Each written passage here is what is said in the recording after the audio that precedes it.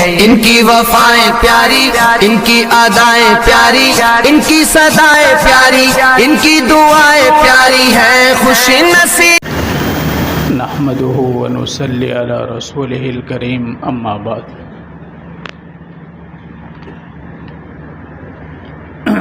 मेरे मोहतरम बुज़ुर्गों, निकाह की भी मुबारक मजलिसें, जुमा का दिन है। अल्लाह ताला होने वाले निकाह को बेहद व इंतहा कबूल फ़रमाए। दोनों ख़ानदानों के दरमियान उल्फ़त और मोहब्बत पैदा फ़रमाए और अल्लाह ताला इन दोनों के तवस्सुत से नेक साले मुत्तकी परहेज़गार औलाद अता फ़रमाए। देखो, दुनिया के अंदर हर चीज़ से फ़ायदा उठाने का एक तरीक़ा होता है और यहाँ आकर के इंसान सीखता भी है। जैसे कि पानी के ज़रिए फ़ायदा उठाने का तरीक़ा है, आग के ज़रिए फ़ायदा उठाने का एक तरीक़ा है, हवा से फ़ायदा उठाने का एक तरीक़ा है। इंसान ने यहाँ आकर सीखा है अल्लाह की ज़ात से और उसकी रहमतों से भी फ़ायदा उठाने का एक ख़ास तरीक़ा है। ये तरीक़ा कौन सिखाएगा? तो ये तरीक़ा अंबिया अलैहिमुस्सलाम सिखाते हैं। हर नबी ने अपनी उम्मत को सिखाया कि अल्लाह की ज़ात और उसकी रहमतों के ज़रिए फ़ायदा उठाने का तरीक़ा क्या है। और वो तरीक़ा अल्लाह के हबीब ने फ़रमाया, या अबा सुफ़ियान जितुकुम बिखैरिन व करामतिद दुनिया वल आखिरा। अबू सुफ़ियान को कहा कि जो हर मोड़ के ऊपर अल्लाह के हबीब की मुखालफत करते रहे, हर मौके पर आपका विरोध करते रहे, हर मौके पर आपके बीच में रोड़ा बनते रहे, आपने अबू सुफ़ियान को अल्लाह की ज़ात और उसकी रहमतों से फ़ायदा उठाने का तरीक़ा क्या बतलाया? जितुकुम बिखैरिन व करामतिद दुनिया वल आखिरा, कि अबू सुफ़ियान, मैं तो तुम्हारे पास दुनिया और आखिरत की इज़्ज़तें लेकर आया हूँ, और अगर तुम मेरे लाए हुए दीन के मुताबिक चलोगे, अल्लाह दुनिया में भी इज़्ज़तें अता करेगा और आखिरत के अंदर भी खुशगवार ज़िंदगी अता करेगा। बैतुल मुक़द्दस जिस वक्त फ़तह हुआ, अमीरुल मुमिनीन हज़रत उमर मदीना से बैतुल मुक़द्दस की तरफ रवाना हुए। सहाबा इकराम ने फ़तह किया बग़ैर जंग के, जंग भी नहीं हुई। अल्लाह ने बैतुल मुक़द्दस की चाबियाँ सहाबा इकराम के कदमों में डाल दी। उनके पादरियों ने शर्त लगाई, जब तक कि अमीरुल मुमिनीन यहाँ पर नहीं आएंगे मस्जिद अक्सा में। मस्जिद अक्सा की छत के ऊपर सब पादरी चढ़े हुए थे और उनके बड़े बड़े पोप, जिन्होंने अपनी किताबें पढ़ी थी और उनकी किताबों के अंदर हज़रत उमर को पहचाना था, हज़रत उमर की तस्वीर देखी थी, हज़रत उमर के किरदार और अखलाक इन्होंने देखे थे, पढ़े थे। हज़रत उमर को खाली देखने के लिए मस्जिद अक्सा की छत के ऊपर चढ़ गए कि लाओ ने देखें कि इनका अमीरुल मुमिनीन कैसा है और किस शान व शौकत के साथ यहाँ पर आता है। अमीरुल मुमिनीन हज़रत उमर मदीना से सिर्फ़ एक ग़ुलाम ऊँट और कुछ खाने पीने की चीज़ें लेकर रवाना हुए। बैतुल मुक़द्दस तक पहुँचे, बारी बारी सवार होते थे। जब वहाँ पहुँचे तो ग़ुलाम के बैठने की बारी थी, हज़रत उमर के चलने की बारी थी। ग़ुलाम ने कहा भी कि आप बैठो तो अच्छा रहेगा, वरना कोई मुझे कहेगा कि ग़ुलाम होकर के ऊपर बैठाएं और अमीरुल मुमिनीन नकील पकड़ के नीचे चल रहे हैं। हज़रत उमर ने फरमाया कि नहीं, इंसाफ जो है उसी के मुताबिक हम काम करेंगे। जब बैठने की तेरी बारी है तो तू ही बैठेगा, चलने की मेरी बारी है तो मैं ही चलूँगा। हज़रत उमर उसी महार को लेकर पकड़ते हुए चलते हुए मस्जिद अक्सा तक पहुँचे। जब उन्होंने हज़रत उमर की ये शान देखी कि एक अमीरुल मुमिनीन है और उसकी एक नक्लो हरकत एक अदना से खादिम और अदना से ग़ुलाम जैसी हैं, जो तस्वीर उन्होंने अपनी किताब के अंदर पढ़ी थी, तो उन्होंने शोर मचाया पादरियों ने मस्जिद की छत पर शोर मचाया और ऊपर से उनके मेन सेंट्रल दरवाज़ों की चाबियां नीचे डाली और कहा कि यही वो शख्स हैं जिसकी ज़ात को हमने अपनी किताब में पढ़ा है, और यही वो आदमी है कि जिसके किरदार को हमने अपनी किताबों के अंदर पढ़ा है। हज़रत उमर को सहाबा ने क्या फरमाया जब वो अंदर जा रहे थे? आपके जिस्म के ऊपर एक कुर्ता था जिसके ऊपर 17 पैबंद लगे हुए थे, और चमड़े के पैबंद। अगर सफ़ेद कपड़ा और सफ़ेद पैबंद हो तो मैच भी होता है। सफ़ेद कपड़ा हो और ब्लैक कलर का पैबंद हो तो वो तो दिखेगा, कोई ब्राउन कलर का हो वो भी दिखेगा, येलो कलर का हो वो भी दिखेगा। हज़रत उमर का कुर्ता है वाइट और तरह तरह के पैबंद लगे हुए थे। तो साहबा ने कहा कि आप तो बड़े लोगों से मुलाकात करेंगे, बड़े पादरियों से मिलेंगे, आप अच्छे उम्दा लिबास पहन करके जाएं तो ये हमारी एक चाहत है। हज़रत उमर गुस्से हो गए, कहने लगे कि बड़े ताज्जुब की बात है कि तुम मेरे सामने बात कर रहे हो। ये इन्ना कुन्ना अदल्ल कौमिन फ़अज़्ज़नल्लाहु बिल इस्लाम, हम तो बड़े ज़लील लोग थे, अल्लाह ने हमको इस्लाम के ज़रिए इज़्ज़त अता फ़रमाई, और तुम कपड़ों के अंदर इज़्ज़त तलाश कर रहे हो, और तुम ज़ाहिरी हुलिया के अंदर इज़्ज़त तलाश कर रहे हो। अल्लाह तबारक व तआला ने इज़्ज़तें अपने दीन के अंदर रखी हैं। तो मेरे भाइयों, ज़िंदगी का हर मोड़ अल्लाह के हबीब ने हमें बताया है। जहाँ पर भी किसी भी किस्म की रस्म और रिवाज को लेकर के, दिखलावा को लेकर के अगर चलेंगे, अल्लाह तबारक व तआला की नाराज़गी का सबसे बड़ा सामना करना पड़ेगा। यही हज़रत उमर अल्लाह के हबीब के पास आए। आप उस वक्त हज़रत आयशा रज़ी अल्लाह ताला अन्हा के कमरे में थे। एक चटाई थी, चटाई की मोटी मोटी सुइयाँ थी। हमारे यहाँ तो जो चटाइयाँ बनती हैं सफ़ों के अंदर बिछाते हैं, इतना एहसास नहीं होता हमको, लगती नहीं है। और अरबों के उस ज़माने में, कदीम ज़माने में जो चटाइयाँ बनाते थे मोटी लकड़ियों की बनती थी। ऐसी चटाई के ऊपर आप सोए हुए थे। हज़रत उमर अंदर तशरीफ़ लाए। जैसे ही हज़रत उमर आए तो आप खड़े हो गए। आपकी पीठ खुली थी, आपने कुर्ता नहीं पहना था, आपने सिर्फ़ एक तहबंद पहनी थी, लुंगी पहनी थी। हज़रत उमर की आमद पर आप खड़े हो गए, बैठ गए। हज़रत उमर ने आते ही आपके बदन को देखा तो बड़े मोटे मोटे निशान आपकी पीठ के ऊपर पड़े हुए थे। आपका बदन मुबारक बड़ा खूबसूरत था, अल्लाह ने आपको हसीन बनाया था। तो यही चटाई के निशानात लाल लाल लंबे लंबे निशान धागे की शक्ल में पड़ गए। हज़रत उमर को ये देख करके बहुत दुख हुआ। आपने फिर इधर उधर नज़र दौड़ाई।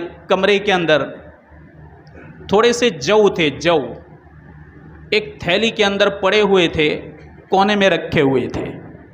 चटाई और जौ के अलावा आपके कमरे में कुछ भी नहीं था। हज़रत उमर कहने लगे, या रसूल अल्लाह, आपके बदन मुबारक के ऊपर इतने गहरे निशान हैं और आपके घर के अंदर सिर्फ थोड़े से जौ कोने के अंदर पड़े हुए हैं। ये फ़ारस और रोम, ये कैसर और किसरा, हम देखते हैं कि इनको दुनियावी कितनी ऐशो इशरत और बागो बहार नसीब हुई, और आप इमामुल अंबिया हैं और आपकी तकदीर और हमारी तकदीर में फ़क्र और फाका हैं। अल्लाह के हबीब बैठ गए। आपने जो टेक लगाया था, आपके पीछे एक चादर लिपटी हुई थी, आप बैठ गए। कहने लगे, उमर क्या बात करता है, ये तो उनके लिए दुनिया के अंदर उनकी इज्जतें हैं, क्या तेरे लिए बेहतर नहीं कि अल्लाह ने तेरे लिए बेहतरीन जन्नत के अंदर बागो बहार और ऐशो इशरत पैदा की हैं। हमारे लिए तो जन्नत हैं, ये उनके लिए उनकी दुनिया के अंदर उनकी ये इज्जतें हैं। इन चीज़ों के अंदर अल्लाह ने इज्जतें नहीं रखी। मेरे भाइयों, हम देखते हैं शादी ब्याह के मौके पर कितने दिखलावे हो रहे हैं। कई दिनों तक तो ये खाने की रस्म पूरी नहीं होती। खाने पे खाना खाने के रोज़ हर दिन 4-4 5-5 दिन बाज़ ख़ानदान के अंदर। इसी तरह लेन देन का मसला इतना गहरा बनता जा रहा है और बहुत संगीन बनता जा रहा है, और इतनी महंगी रस्म बन रही हैं। मैं आप आपको कल गुज़श्ता की एक बात बतलाऊं कि मदरसे में बेचारी 2 औरतें आई चिट्ठी लेकर के। चिट्ठी के अंदर लिखा हुआ था कि हमारी नवासी कुरान मुकम्मल कर रही हैं, तो हमारे पास कोई इंतज़ाम नहीं, तो आप किसी को बात करके इंतज़ाम करें। कुरान मुकम्मल हो रहा है, इसमें कौन सा इंतज़ाम होगा? इसमें क्या लेन देन होगा? और इसमें कौन सी रस्म और रिवाज हैं कि जो लोगों ने इतनी मुसल्लत कर दी हैं कि इस तरीके से भीख मांग कर करनी पड़े और गरीबों को अपना दस्ते सवाल, अपना हाथ फैलाना पड़े, कि दीन के रास्ते से जो रस्म आती है कितनी ख़तरनाक होगी। कुरान के रास्ते से और कुरान के नाम पर जो रस्म आ जाए, मेरे भाइयों, ये तो बहुत बदतरीन बात है हमारे लिए।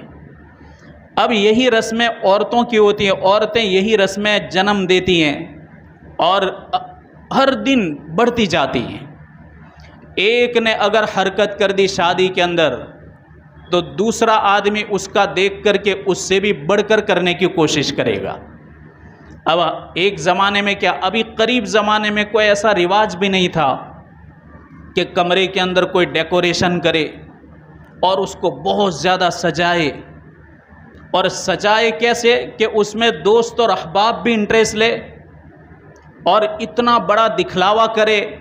इसके बाद फिर दुल्हन को लेने के लिए जाएं, तो अभी तो ऐसा सुनने में आ रहा है कि जब उसको 4 व्हील में लेकर आते हैं तो उसके पीछे बाइक लेकर के उसके दोस्त भी चलते रहते हैं। अस्तगफिरुल्लाह, ये कहाँ जा रहे हैं, कहाँ जा रहे हैं? हमारे बेचारे बड़े बूढ़े सुनते हैं तो उनको लगता है कि हम काश मर जाते हम, लेकिन ये दिन हम न देखते। अब ये हिंदुओं की रस्में, ये यहूद नसारा की रस्में अगर ऐसे मुबारक मौके के ऊपर आ गई तो मेरे भाइयों, हर किस्म की खैर व बरकत ख़त्म हो जाएगी। जहाँ भी अल्लाह ताला को नाराज़ किया जाता है, फिर इसके बाद उसकी खैर बरकत चली जाती है। इसलिए फिर अल्लाह तबारक व तआला उस संसार को खैर से खाली कर देता है और उसमें कोई भलेवार नहीं होता। आपस की मोहब्बतें ख़त्म हो जाती हैं, ख़ानदानों के दरमियान दुश्मनियाँ पैदा हो जाती हैं और मियाँ बीवी भी एक अपने घर हैं, दूरी हो जाती हैं। इसलिए मेरे भाइयों, आसमान के तेवर को हम देखें, ज़मीन के तेवर को हम देखें, बदलते हुए हालात को हम देखें, उठती हुई जंगों को हम देखें और लोगों के नाजुक तरीन हालात को हम देखें कि दुनिया किस रुख पर जा रही हैं। अल्लाह तबारक व ताला जो तेवर बतला रहा है, उन तेवर से हमें बाज आना चाहिए, उन तेवर से समझ जाना चाहिए कि हमारे लिए इस्तिग़फ़ार के मौके हैं। अल्लाह ताला हमको मौका दे रहा है कि हम हर ऐसी हरकत से बाज आ जाएं जिससे अल्लाह नाराज़ होता हो। अल्लाह तबारक व ताला सबसे पहला जो हमको परेशान कर देता है मुसीबत के अंदर, वो अल्लाह आसमान के दहानों को बंद कर देता है। और अल्लाह फरमाते हैं, वलनुज़ीक़न्नहुम मिनल अज़ाबिल अदना दूनल अज़ाबिल अकबर लअल्लहुम यरजिऊन। हम बड़े अजाब से पहले छोटी छोटी मुसीबतें लाते हैं ताकि लोग बाज आ जाएं। और ऐसे ही खुशी के मौके होते हैं कि आदमी इसमें बहकते हैं, लोग इसमें बहक जाते हैं और खुशी के मौके पर अल्लाह की रज़ामंदी और नाराज़गी का कोई एहसास नहीं होता। तो हमें दिल पर लेने की ज़रूरत है। और ये बढ़ती हुई रस्में हैं, कहाँ तक बढ़ती रहेगी, कहाँ तक बढ़ती रहेगी? उलमा मेहनत करते हैं लंबे अरसे से कि किसी तरह 1-2 रस्में ऐसी जो हैं नंग वग़ैरह की, अब इसमें कामयाबी कुछ मिली, लेकिन इसके बाद फिर दूसरी रस्में आती ही गई। हर एक मर्द को दिल पर लेने की जिम्मेदारी है। अल्लाह तबारक व ताला हालात को उसी वक्त दुरुस्त करेगा जब अल्लाह ताला से हमारा ताल्लुक़ दुरुस्त होगा। अगर अल्लाह से हमारा ताल्लुक़ दुरुस्त नहीं हुआ तो मुसीबतों के ऊपर मुसीबतें आती रहेगी, रंज के ऊपर रंज आते रहेंगे, गम पर गम आते रहेंगे। अल्लाह के हबीब ने हज़रत फ़ातिमा रज़ी अल्लाह ताला अन्हा का निकाह फरमाया। हज़रत फ़ातिमा अल्लाह के हबीब के पास आई, कहने लगी, अब्बा मेरी चाहत है कि हमारे लिए एक छोटा सा कमरा हो तो मैं और अली दोनों उस कमरे में रहें। आपने फरमाया कि बेटा वो कमरा कौन सा? हज़रत फ़ातिमा ने फरमाया कि अब्बा, ये हारिसा बिन नौमान के बहुत सारे उनके मकानात थे मदीने के अंदर, हारिसा बिन नौमान के, उन्होंने कितने ही मकान ऐसे गरीबों को दे दिए थे अल्लाह के हबीब के कहने पर। आपने जब उनको तश्कील की कि तुम्हारे इतने मकान ज़्यादा हैं ज़रूरत से और वैसे ही पड़े हुए हैं, तो तुम क्यों ना उन लोगों को दे देते हो जो बेचारे बेसहारा हैं, बेघर हैं, इनको क्यों नहीं दे देते। आपके कहने पर हारिसा बिन नौमान ने फरमाया कि ये आपको मैंने दे दिए, आप जिस तरीके से इसमें जिसको भी आबाद करो। हज़रत फ़ातिमा ने कहा कि अब्बा, आप इन्हीं के पास से मेरे लिए एक कमरा का इंतज़ाम करो। आपने फरमाया कि बेटा, मुझे शर्म आती है, वो तो पहले ही गरीबों को दे चुके हैं, अब अगर मैं इनको तेरे लिए भलामन करूं तो मुझे शर्म महसूस होती है। आपने कोई भलामन नहीं की, लेकिन जब इनको पता चला, हारिसा बिन नौमान को पता चला कि अल्लाह के हबीब की बेटी हज़रत फ़ातिमा ने अपने अब्बा से ये दरख्वास्त की, आपने फरमाया कि या रसूल अल्लाह, आपके लिए तो हम जान कुर्बान करने के लिए तैयार होते हैं, ये चीज़ क्या है, ये मकान क्या हैं, ये तो आप ही के लिए कुर्बान हैं, आप अपनी बेटी को अंदर ठहराइए, मैं राज़ी हूँ इस बात से कि सरवर कायनात की बेटी हमारे घर के अंदर रहे। अल्लाह के हबीब ने हज़रत अली, हज़रत फ़ातिमा को अंदर ठहराया। आपने अपनी बेटी को एक चारपाई दी लकड़ी की, आपने एक बिस्तर दिया जिसमें घास, गद्दे जैसा था लेकिन घास था अंदर। आपने 2 चक्कियाँ दी पत्थर की, जो चक्कियाँ आखिर तक आपके पास रही। इसके अलावा कुछ मिट्टी के बर्तन थे। अल्लाह के हबीब ने, हज़रत अली तो बेचारे गरीब आदमी थे, गरीब आदमी, इनके पास तो ज़ीरा और घोड़ा और तलवार के सिवा कुछ नहीं था। अगर लोग अल्लाह ने वुसात दी हैं तो अपने औलाद को इस तरीके से मदद करें तो बेहतर बात है, लेकिन मेरे भाइयों, रस्मों के ऊपर इतना ख़र्चा कर देना, दिखलाओं के लिए इतना खर्च कर देना कि लोग कहे कि इतने लोग आए थे, इतना खाना खिलाया था और इतने दिन तक खिलाया गया, ये सब दिखलावा है, दिखलावा। फिर मेरे भाइयों, रिश्ते टूट जाते हैं। ये इतना अहम रिश्ता है, इतना अहम रिश्ता है। अल्लाह के हबीब ने फरमाया कि रिश्तेदारी अल्लाह की शाखों में से एक शाख हैं, अल्लाह की टहनियों में से एक टहनी है। अल्लाह फरमाते हैं कि जो कोई रिश्तेदारी का पास और लिहाज करेगा तो मैं भी उनका लिहाज करूँगा, जो रिश्तेदारी का एहतराम करेगा तो मैं उनका ख्याल करूँगा, और जो रिश्तेदारी को तोड़ देगा, अल्लाह फरमाते हैं मैं भी उसको तोड़ के रख दूँगा, मैं भी उसे तोड़ दूँगा। फ़ातिमा बिनते कैस सहाबिया में से अजीम सहाबिया हैं। आपने फ़ज़ाइल आमाल के अंदर भी इनका नाम सुना होगा। फ़ातिमा बिनते कैस जब बेवा हुई तो इनके वहाँ 3 सहाबा इकराम ने पैगाम भेजा। एक तो अब्दुर्रहमान बिन औफ, दूसरे सहाबी थे अबू जहम, और तीसरे सहाबी थे हज़रत अमीर मुआविया। इन्होंने बेवा होने के बाद उनके वहाँ पैगाम भेजा। अल्लाह के नबी से मशवरा करने के लिए आई फ़ातिमा बिनते कैस, कहा कि या रसूल अल्लाह, 3 जगह से मेरे पैगाम आ रहे हैं। देखो, रिश्ता निभाना और संसार को मोहब्बत के साथ चलाना है, और हर वो आदमी जिससे कोई राय और मशवरा लिया जाए, आदमी उसमें अमानतदार होना चाहिए। अगर मगर वाली बात नहीं, एक आदमी दूसरे को अमीन समझता है, अमानतदार, और उससे कोई मशवरा तलब करे तो वो मशवरा जो बेहतर से बेहतर वो जानता हो वही मशवरा देना चाहिए। हमारे नबी के पास तशरीफ़ लाए, आपने फरमाया कि देखो एक काम करो, तुम मुआविया है, मुआविया उनकी तबीयत में थोड़ा सा बुखल है, कंजूसी है। अबू जहम बड़ा सख्त आदमी है, बहुत सख्त है, जब भी देखो उसके हाथ में डंडा होता है। मेरी राय ये है कि तुम उसामा से निकाह कर लो, वो तबीयत का बहुत ठंडा आदमी है और सखावत वाला भी हैं और हुकूक के रौ रियायत करने वाला भी हैं, जल्दबाज नहीं है, तुम इनसे निकाह कर लो। अल्लाह के हबीब के मशवरा से इन्होंने निकाह फरमाया। अल्लाह तबारक व तआला को मंजूर था कि रिश्ता चलता रहा। देखो ये क्यों, संसार अनबैलेंस न हो और अनबैलेंस होकर के लड़ाई झगड़ा न हो। आपने हज़रत फ़ातिमा बिनते कैस को मोहब्बत वाली और खुशगवार ज़िंदगी निभाने के लिए आपने बेहतर मशवरा दिया। अक्सर झगड़े होते हैं ज़िद की वजह से, ज़िद की वजह से, और ऐसी ज़िद होती है दोनों ख़ानदानों के दरमियान कि कभी तो ये तलाक़ तक की नौबत आती हैं। आपने क्या फरमाया लोगों को कि मैं तुम्हारे लिए जन्नत के बिल्कुल मिडल, जन्नत के बीचों बीच, जन्नत के दरमियान में आलीशान महल की ज़िम्मेदारी ले रहा हूँ। या अगर किसी की जगह बाज़ार में हो, एकदम क्रीम जगह पर हो, तो लोग कहते हैं कि बहुत कीमती जगह है, और जितना बड़ा शहर और शहर के बीच में हो तो लोग अश करते हैं कि बहुत क्रीम जगह है।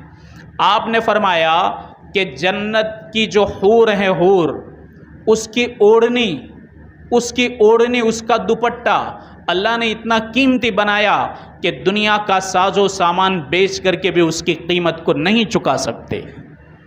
खाली उसका दुपट्टा इतना कीमती बनाया, तो जन्नत की ज़मीन अल्लाह ने कितनी कीमती बनाई, जन्नत का महल अल्लाह ने कितना कीमती बनाया। आपने फरमाया कि मैं जन्नत के बीचों बीच एक बहुत आलीशान महल की ज़िम्मेदारी ले रहा हूँ। सहाबा ने कहा या रसूल अल्लाह, किस आदमी के लिए?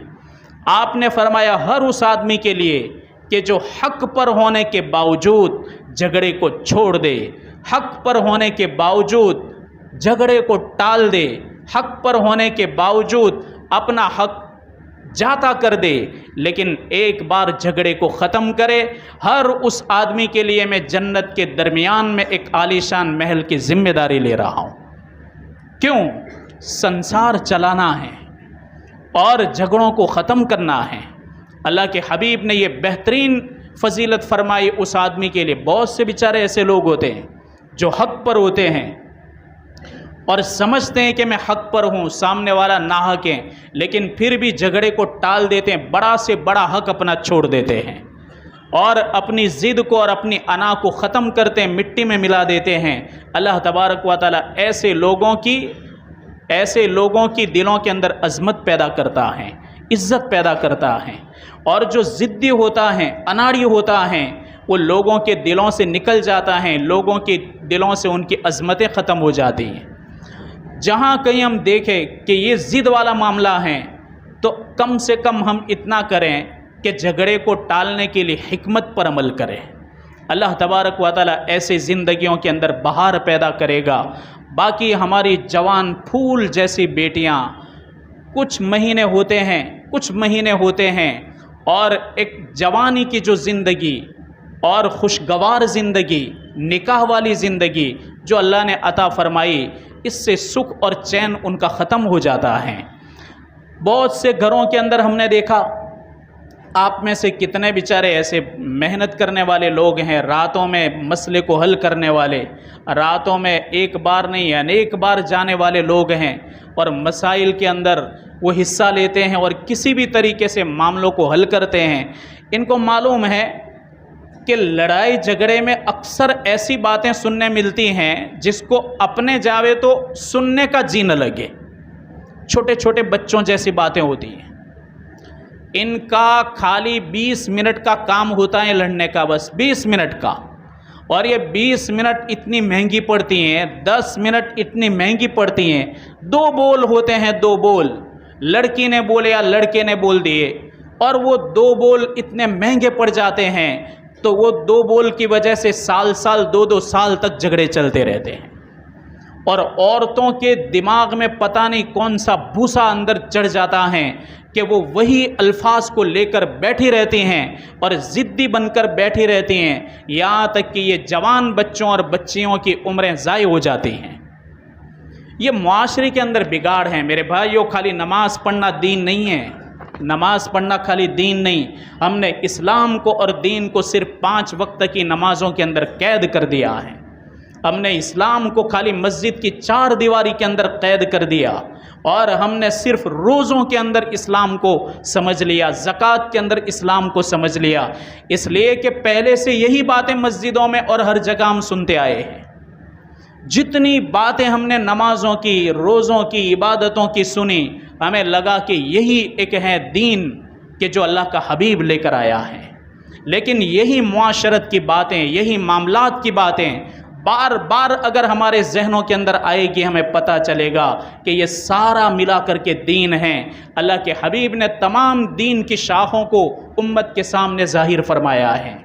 मेरे भाइयों, ये 2-3 बातें थी खाली दिल पर लेने की। अल्लाह तबारक व तआला कहने सुनने से ज़्यादा अमल की तौफीक अता फरमाए।